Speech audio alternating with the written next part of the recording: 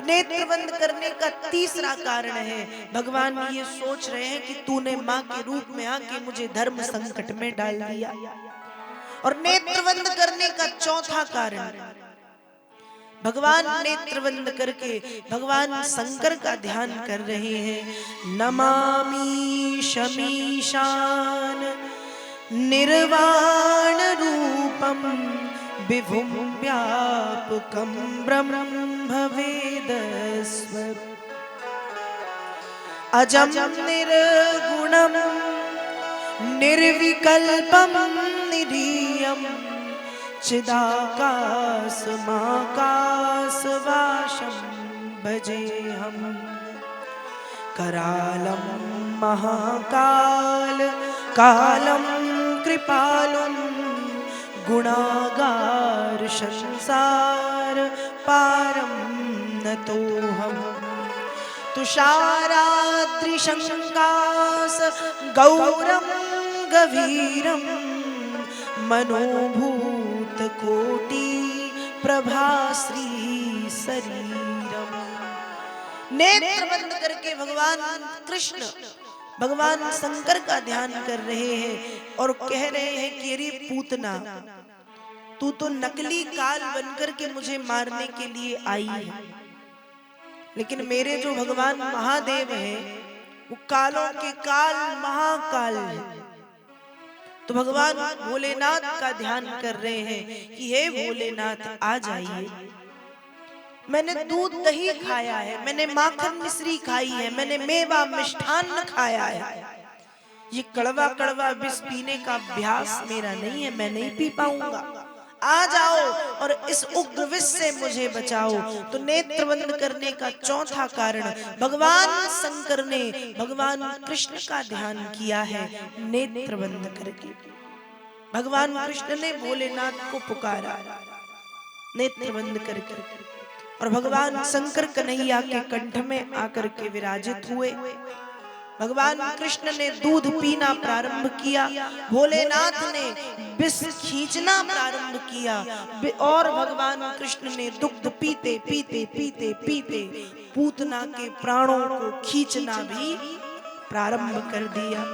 और जब पूतना के प्राणों को खींचना प्रारंभ किया तो उसको कष्ट होने लगा, चीखने चिल्लाने तड़पने लगी, हाथ पैरों को पृथ्वी पर पटकने लगी और कहती है सामुंच मुंजाल मिति प्रभासिनी निस्पीड्यमानाखिल जीव मर्मणि बिभ्रत नेत्रे चरणौ भुजौ मुहु प्रस्विन्न गात्राक्षिपति रुरोध। तड़पने लगी, फड़फड़ाने लगी, हाथ पैरों को पृथ्वी पर पटकने लगी। जब भगवान ने उसके प्राण खींचना प्रारंभ किए, जोर जोर से चिल्लाती है सा मुंच मुंचाल, छोड़ दो छोड़ दो छोड़ दो। दो बार वेदव्यास जी मुंच शब्द का प्रयोग करते हैं। मुंच का अर्थ होता है छोड़ दो। एक बार पूतना ने कहा सा मुंच छोड़ दो, और दूसरी बार कहा मुंचाल। एक बार कह रही है तुम मुझे छोड़ दो, और दूसरी बार कह रही है मुंचाल, इस भव सागर से छोड़ दो, इस संसार सागर से पार लगा दो। निस्पीड्यमानाखिल जीव मर्मणि, हाथ पैर पृथ्वी पर पटक रही है, उसके नेत्र फट गए, शरीर से पसीने की धारा बहने लगी, जोर जोर से तड़पती चिल्लाती हुई मैया यशोदा को पुकारती, अरे मैया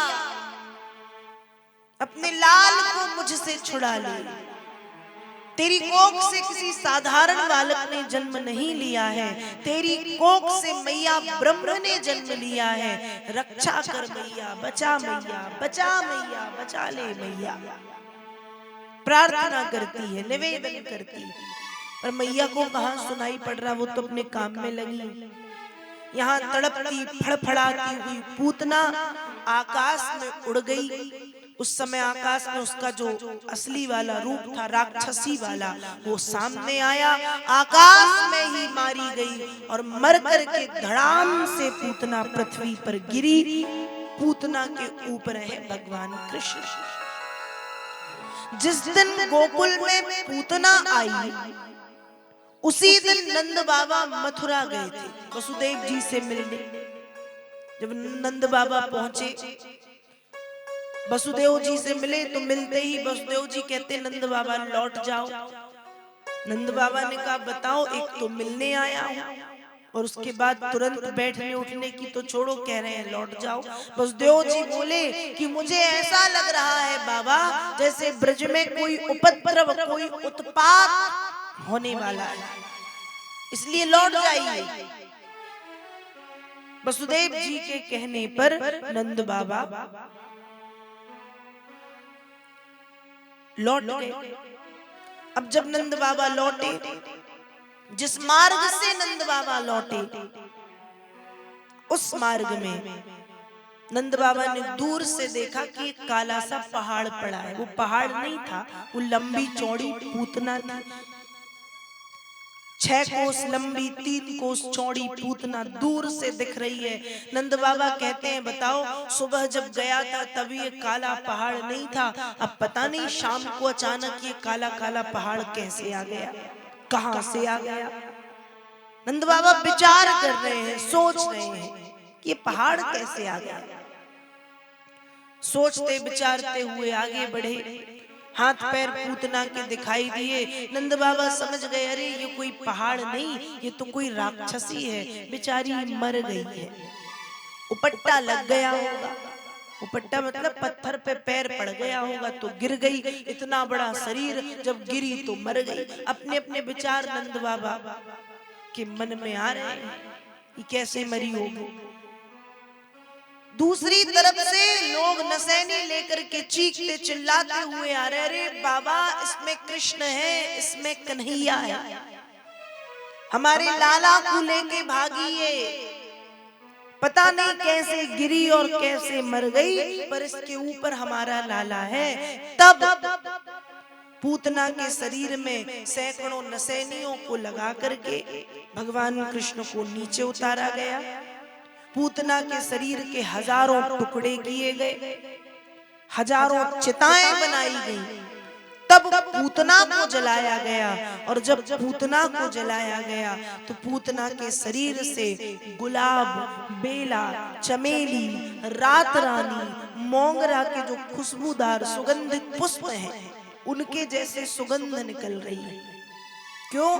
क्योंकि जिसे भगवान मारते हैं उसका उद्धार हो जाता है। और भगवान ने मारा तो ठीक, भगवान ने स्पर्श किया है उसे, मां का पद दिया है भगवान ने पूतना को।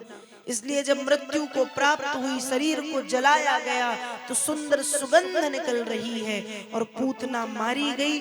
पूतना को मोक्ष पद की प्राप्ति हुई, पूतना को मुक्ति मिल गई। वेद व्यास जी ने पूतना शब्द को परिभाषित करते हुए बताया है, कंसेन प्रहिता घोरा पूतना बाल घातिनी। कहा पूतना किसे कहते हैं, पूतना कौन है? कंसेन प्रहिता घोरा, पूतना बाल घातिनी, जो छोटे छोटे से बालकों के साथ, बालिकाओं के साथ, छोटे छोटे से बच्चों के साथ, जो शत्रु की तरह, दुश्मन की तरह, बैरी की तरह व्यवहार करे, ऐसे लोगों को, फिर चाहे वो स्त्री हो या पुरुष, कोई भी जो छोटे छोटे से बालक बालिकाओं से घात लगा के बैठे रहे, शत्रुता निभाएं, दुश्मन जैसा व्यवहार करें, उन्हें परेशान करें, ऐसे लोगों को पूतना कहना चाहिए। पूतना को मोक्ष पद की प्राप्ति हुई, पूतना को मुक्ति मिल गई। ये पूतना कौन थी? कल आप सबने राजावली की कथा को सुना था। ये जो पूतना थी, पूर्व जन्म में ये राजावली की बिटिया थी, जिसका नाम था रत्नमाला। जब वामन भगवान 3 पग पृथ्वी का दान मांगने के लिए पहुंचे और रत्नमाला ने जब वामन भगवान की सुंदरता को देखा तो मन ही मन सोच रही है, इतना सुंदर यदि मेरा बालक हो तो मैं उसे अपना स्तनपान कराऊं। लेकिन अगले ही क्षण जब भगवान ने राजा बलि से 3 पग मांग के तीनों लोग छीन लिए और राजा बलि को भी बंदी बनाया, तब वही रत्नमाला सोचती है कि यदि इतना दुष्ट मेरा लाला होता तो मैं उसे दूध में जहर मिला करके पिला देती। भगवान ने कहा तथास्तु। वही रत्नमाला द्वापर में पूतना बन करके पधारी, जो दूध भी पिलाती है और दूध में जहर मिला करके भी पिलाती है। भगवान ने पूतना का उद्धार कर दिया, पूतना को मुक्ति मिल गई। तो अब एक बार जय श्री कृष्ण तो बोलना ही पड़ेगा। बोलिए श्री वृंदावन बिहारी लाल की जय।